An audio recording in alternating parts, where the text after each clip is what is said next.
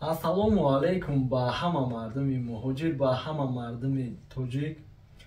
Хеле ки дар сурати видео дидем, мавзӯъ мешава масъалаи видварени депортатсия то ҷои метонистагимона шумо дар маълумот мерасонем, оддӣ карда мефаҳмонем ва ҳамавақт рекламаҳомон меша боло даимонум барои граница ва иҷода авиакассамона ки ҷой ба ки ҷой билет дар кор мешава ва дили пур метавонед харидорӣ кунед.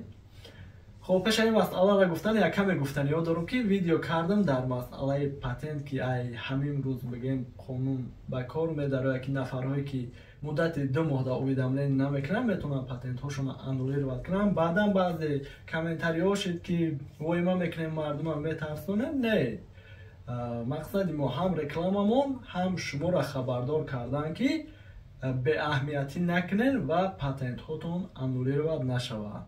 دیدستم کامنتاریاتون که میگن نیافیسیال کار میکنم یا که اویلا ما آوردگیم یا که چسنی کار میکنیم چخالی کنیم.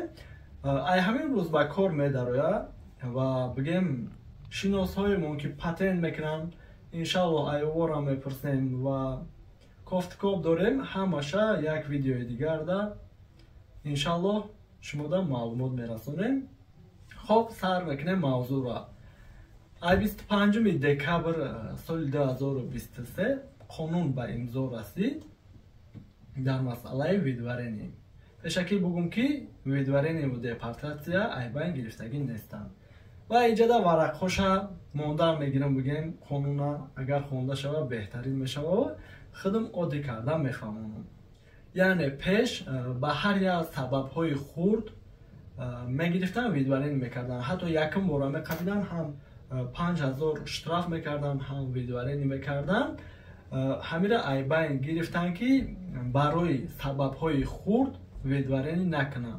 یعنی مقصد که اگر سودم که برن نگاه میکنن شما در راستی چند قدر زندگی کردگین که چند قدر زیاد زندگی کرده باشین خوبه، خونه دارین یا که ندارین، مقصد داشتنش خوبه. یعنی همه طرفا نگاه میکنن و ویدورینی میکنن نفرهایی که نروشنشون کلانه.